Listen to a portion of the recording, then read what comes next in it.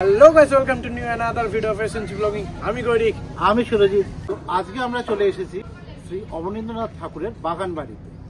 এই অবনীন্দ্রনাথ ঠাকুরের বাগান বাড়িটি কিন্তু কোন্নগরে অবস্থিত। কোন্নগরে একদম গঙ্গার পাড়ে। প্রবেশ করে প্রথমে সবাইকে আপনাদের মাথা পিছু 10 টাকা করে টিকিট কেটে নিতে হবে। টিকিটটি মেন গেটের একদম ডান দিকেই অবস্থিত।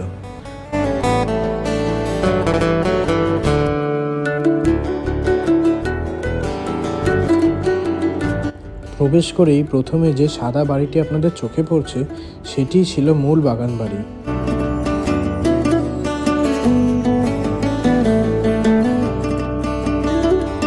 বাগানটি কিন্তু খুব সুন্দর করে সাজানো আছে, অনেক পুরনো পুরনো গাছ এবং এই সামনেই জলাশয়ের মধ্যে অনেক রং বেরঙের মাছও আপনারা দেখতে পাবেন।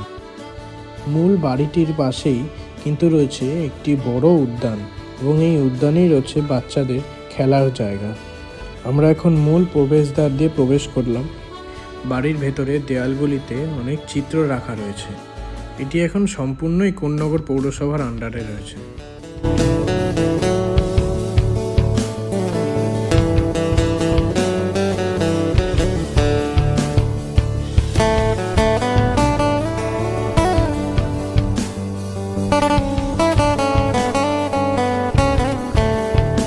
এটি হলো অবনীন্দ্রনাথ ঠাকুরের বাগান বাড়ির একদম মুখ্য দুয়ার, যেটি কিনা একদম গঙ্গার সম্মুখীনেই রয়েছে।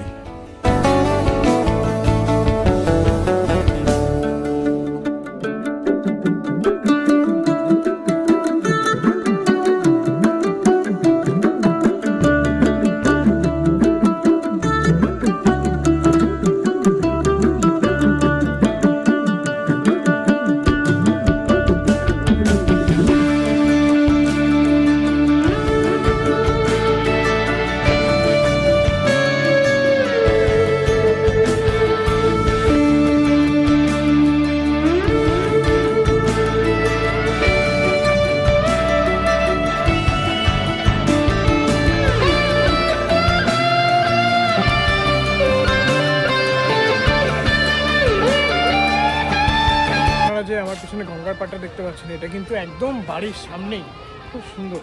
আপনারা কিন্তু বিকেলবেলা কিন্তু নিজের বন্ধু বান্ধব প্রেমিক প্রেমিকা কে নিয়ে এসে ফ্যামিলিকে নিয়েও আসতে পারেন, কারণ এখানে একটা বাড়ির একদম পাশেই কিন্তু আপনার একটা চিলড্রেন্স পার্কের মতো আছে, খুব সুন্দর সময় কাটবে।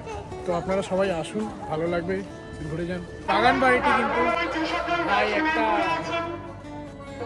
এই বাগান বাড়িটি কিন্তু বিকেল 5টা অবধি খোলা থাকে। এই বিকেল 5টার পর থেকে কিন্তু বাগান বাড়ি বন্ধ হয়ে যায়, সুতরাং আপনারা চেষ্টা করবেন যেন 5টার আগে আসতে।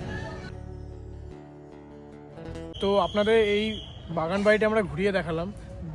বাগান বাড়িটা খুবই সুন্দর, আপনারা নিজেরা চোখের সামনে না দেখলে বিশ্বাস করুন। পরিবেশ সত্যি খুব মনোরম পরিবেশ এবং আপনার অবস্থিত ঠিক কোন্নগরে গঙ্গার ঘাটে, মানে গঙ্গার দিক তীরেই আর কি অবস্থিত।